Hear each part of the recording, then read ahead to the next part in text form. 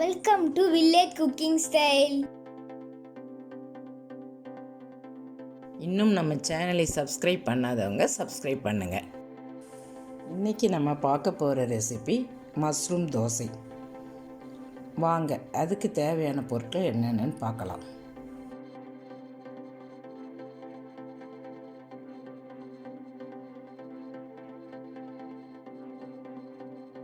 இங்கே நான் மஷ்ரூம் வாங்கி சின்ன சின்ன பீசஸாக கட் பண்ணி வச்சுருக்கேன். வாஷ் பண்ணிவிட்டு சின்ன சின்ன பீசஸாக கட் பண்ணியிருக்கேன்.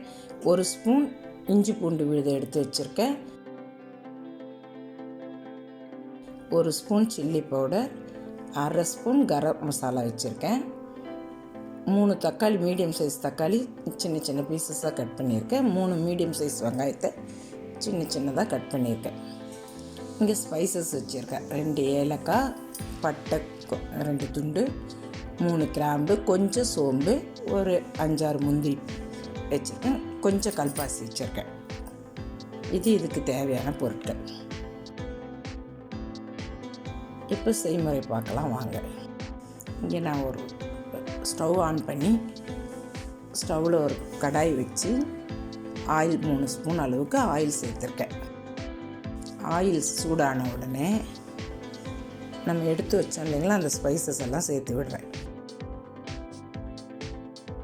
ஸ்பைசஸாக கூட முந்திரியும் சேர்த்து நம்ம பொரிய விடுறேன். அந்த ஸ்பைசஸ்லாம் பொரிஞ்சு வரணும், முந்திரியும் செவந்து வரும். மஷ்ரூம் கிரேவிக்கு நம்ம ஒரு 4-5 முந்திரி பருப்பு போட்டால் டேஸ்ட்டு நல்லாயிருக்கும்.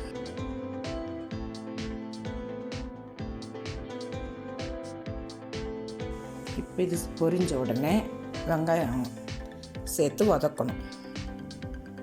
வெங்காயம் சேர்த்து கொஞ்சம் நல்லா வதக்கி விடணும். அந்த ரா ஃப்ளேவர் போகிற வரைக்கும் கொஞ்சம் வதக்கி லைட்டாக கோல்டன் ப்ரௌன் வரணும்.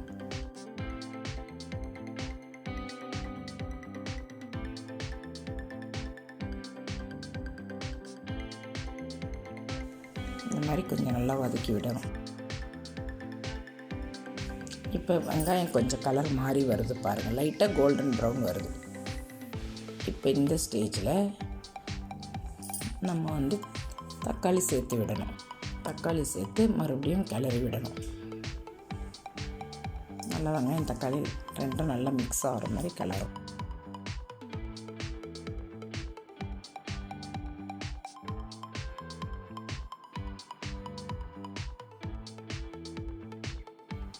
இந்த ஸ்டேஜில் நம்ம உப்பு சேர்த்து விடணும். சேர்த்து விட்டுட்டு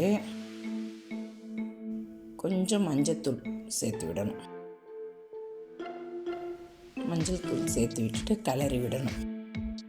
உப்பு சேர்த்தோம்னா நம்மளுக்கு நல்லா வதங்கி வரும். இந்த வெங்காயம் தக்காளி கொஞ்சம் நல்லா வதங்கி மசிஞ்சு வரும்.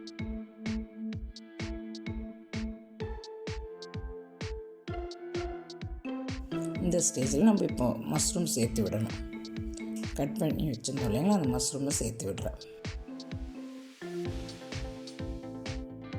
சேர்த்துட்டு நல்லா கிளறி விடு.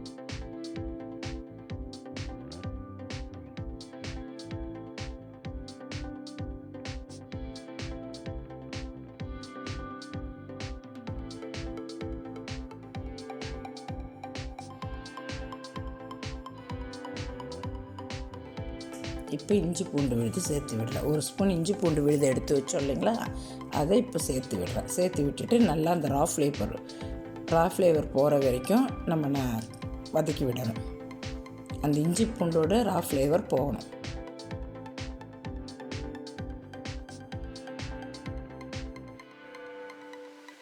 நல்லா எல்லாம் ஒன்றா மிக்ஸ் ஆகிற அளவுக்கு நல்லா கிளறி விடணும்.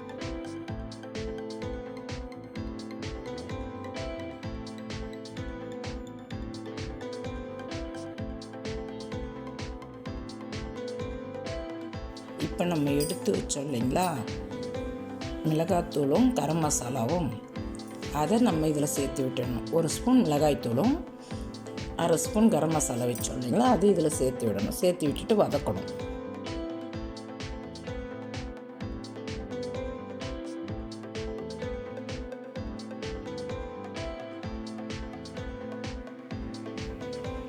அதை சேர்த்து ஒரு 1 நிமிஷம் அளவுக்கு வதக்கினா போதும்.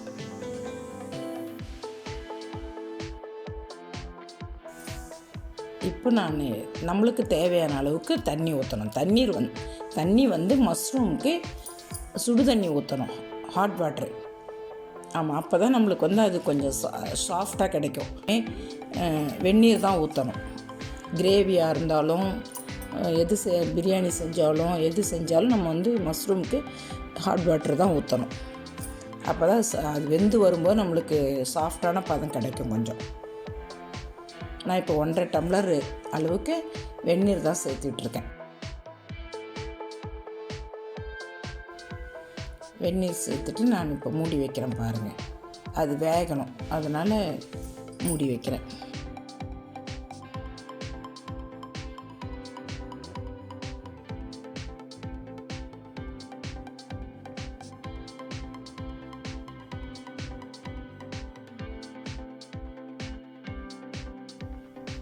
இப்போது ஓப்பன் பண்ணி நம்ம ஒரு முறை கழுவி விட்டு மறுபடியும் மூடி வைக்கணும்.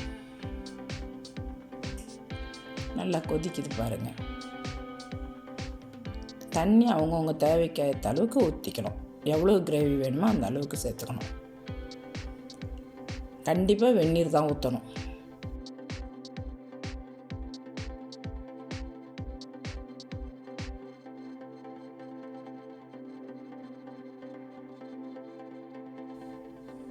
கிளறிட்டு மறுபடியும் மூடி வைக்கிறேன். கொஞ்ச நேரம் மூடி வைக்கிறேன்.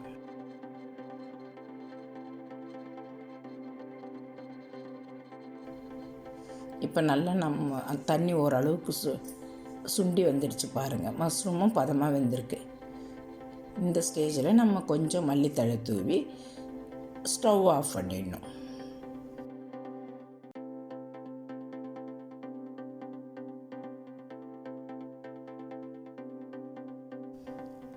அவ்வளோதான், நம்மளுக்கு அருமையான மஷ்ரூம் கிரேவி ரெடி ஆயிடுச்சு.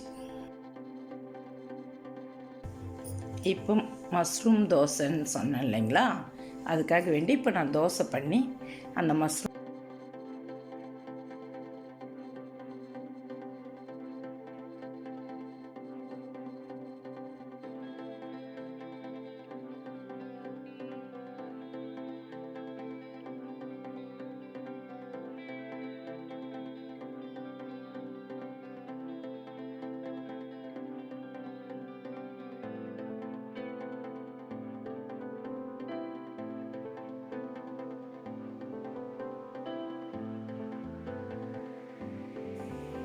நம்ம தோசை மெலிசாக ஊற்றினா நம்ம திருப்பி போடணும்னு கூட அவசியம் இல்லை. அப்படியே நம்ம மடித்து எடுத்துக்கலாம். நல்லா எல்லா இடமும் வெந்துட்டால் மெலிசாக ஊற்றுறதுனால சீக்கிரம் நல்லா வெந்துடும். நம்ம அப்படியே மடித்து சர்வ் பண்ணிக்கலாம்.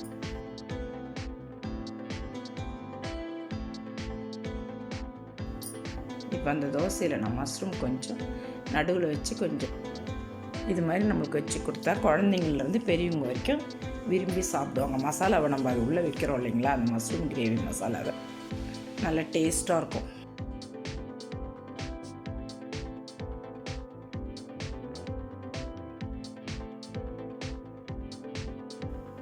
இப்போ நம்மளுக்கு மஷ்ரூம் தோசை ரெடி ஆகிடும்.